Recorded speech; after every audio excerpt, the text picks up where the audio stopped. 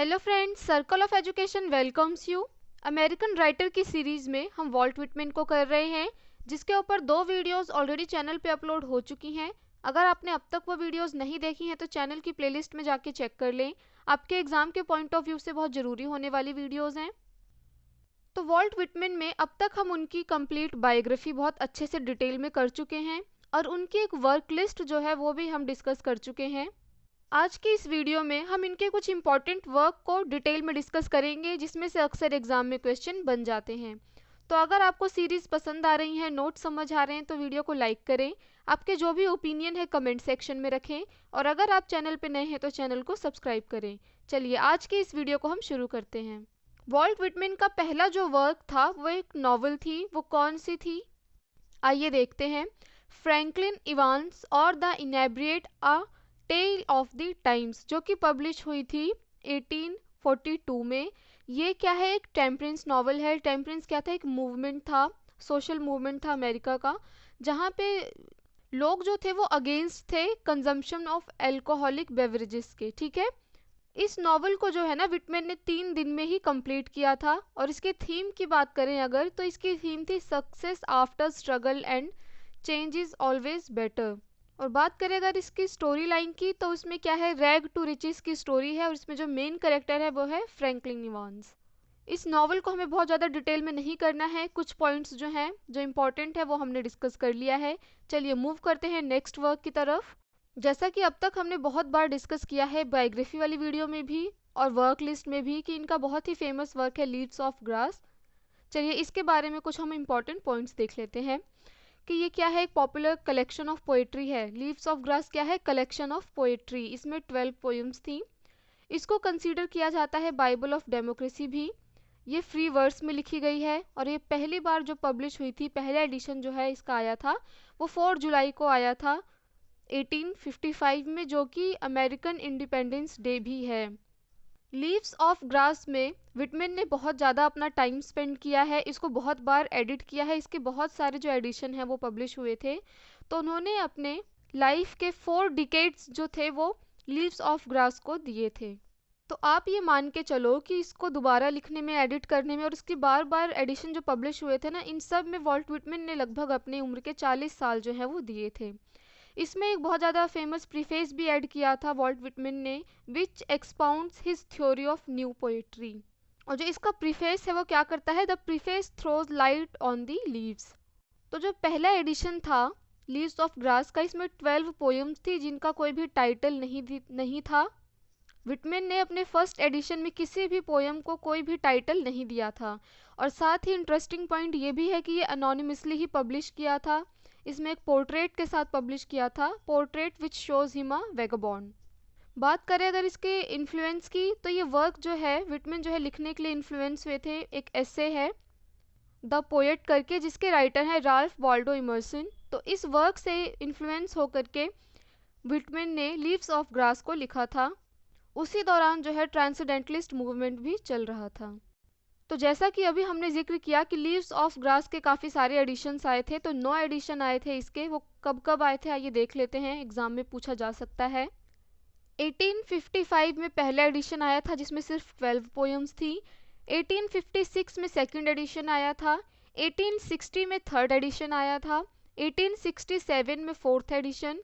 1871 से 2 के बीच में आया था फिफ्थ एडिशन। 1881 में आया था सिक्स्थ एडिशन। 1876 में इनका 7th एडिशन आया था। 1888 से 1889 के बीच में इनका 8th एडिशन आया था। 1891 से लेकर के 92 जो है लास्ट एडिशन आया था लीव्स ऑफ ग्रास का। तो लास्ट एडिशन कौन सा है, 9th एडिशन, और इसको जो है डेथ बेड एडिशन भी बोला जाता है। और लास्ट एडिशन तक आते आते इस एडिशन में, इस कलेक्शन में 400 पोएम्स जो है वो आ चुकी थी। बात करें अगर थीम की, तो लीव्स ऑफ ग्रास की जो थीम है वो है love, religion, science, democracy, life, death, sexuality, reconciliation of contradictions. और जो इस कलेक्शन में जो लॉन्गेस्ट पोएम है, जो पार्ट है, वो क्या है, song of myself. Emerson जो थे उन्होंने इस वर्क को बहुत ज़्यादा प्रेज किया था, अप्रिशिएट किया था। इस पे एग्जाम में क्वेश्चन बन चुका है तो इसको आप स्टार मार्क कर लेना। तो इमर्सन जो है कमेंट करते हैं, बोलते हैं dear sir, I am not blind to the worth of the wonderful gift of leaves of grass. I find it the most extraordinary piece of wit and wisdom that America has yet contributed. I am very happy in reading it as great power makes us happy. और जो third edition है ना, उसको publish करने वाले कौन थे? Tier and Aldrich. Leaves of grass की जो पहली पोयम है वो कैसे स्टार्ट होती है, उसकी कुछ लाइंस देख लेते हैं. I celebrate myself and what I assume you shall assume for every atom belonging to me as good belongs to you. चलिए अब हम देख लेते हैं कि जो पहला एडिशन था उसमें वो 12 पोयम कौन सी थी.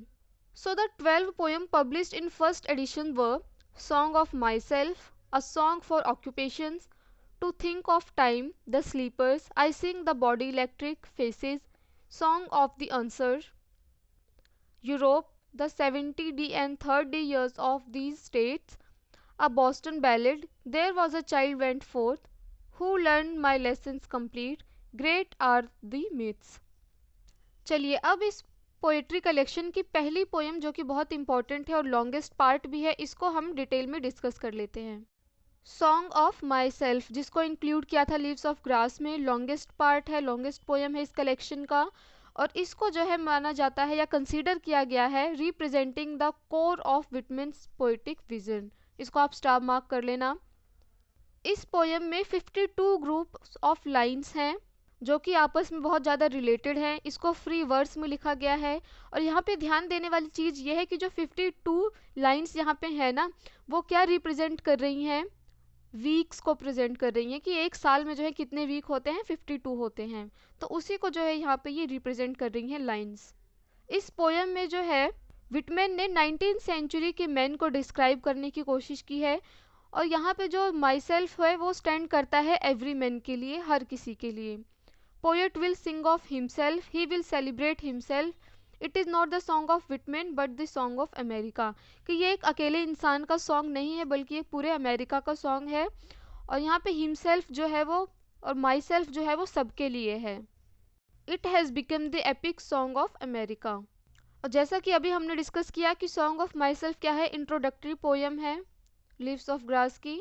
The poem is combination of biography, sermon and poetic meditation, democracy, brotherhood, fraternity and equality. ये सब कुछ जो है हमें देखने को मिलेगा Song of Myself में. तो जैसा कि अभी हमने थोड़ी देर पहले भी डिस्कस किया था कि जब ये पोएम का पहला एडिशन आया था तो किसी भी पोएम को जो है टाइटल नहीं दिया गया था.